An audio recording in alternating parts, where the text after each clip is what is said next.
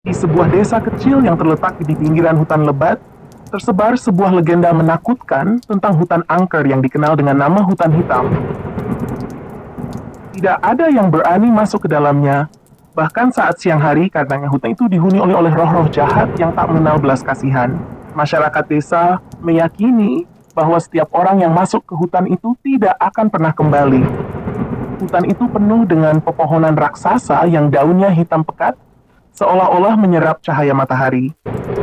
Pada suatu malam yang dingin dan berkabut, sebuah kelompok pemuda pemberani dari desa memutuskan untuk mematahkan kutukan yang selama ini menakuti desa mereka.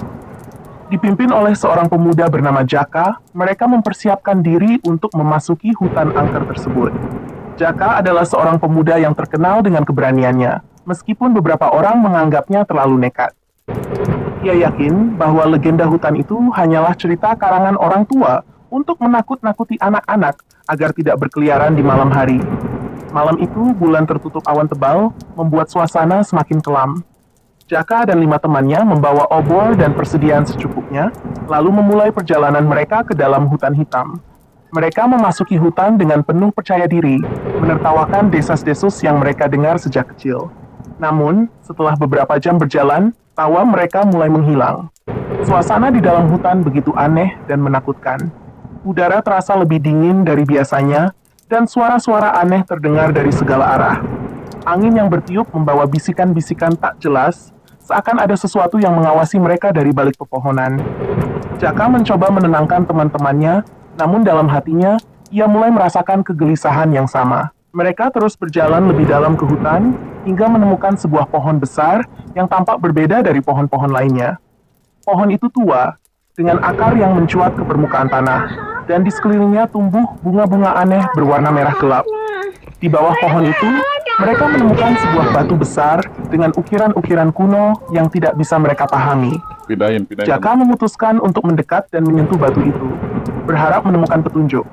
Namun, saat tangannya menyentuh batu tersebut, tiba-tiba terdengar suara jeritan nyaring yang menggema di seluruh hutan.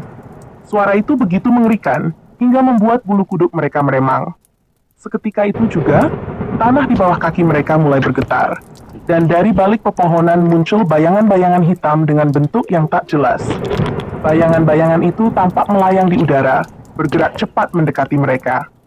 Tanpa berpikir panjang, Jaka dan teman-temannya berlari secepat mungkin untuk menyelamatkan diri. Namun, hutan itu seakan hidup, mengubah arah setiap kali mereka mencoba menemukan jalan keluar. Rasa takut semakin mencekam saat bayangan-bayangan itu mulai mengeluarkan suara mengerikan, seperti bisikan yang dipenuhi kebencian. Mereka menyadari bahwa makhluk-makhluk itu adalah roh-roh jahat yang menghuni hutan tersebut. Satu persatu, teman-teman Jaka mulai terjatuh. Mereka tersesat dan terpisah dalam kegelapan. Jeritan mereka terdengar samar sebelum menghilang sepenuhnya. Jaka, yang kini sendirian, berusaha tetap tenang meskipun rasa takut mulai melumpuhkan pikirannya. Di tengah pelariannya, Jaka menemukan sebuah gua kecil yang tersembunyi di balik semak-semak lebat. Tanpa ragu, ia masuk ke dalam gua itu dan bersembunyi, berharap para roh jahat itu tidak menemukannya. Di dalam gua, Jaka menemukan sesuatu yang tak pernah ia bayangkan.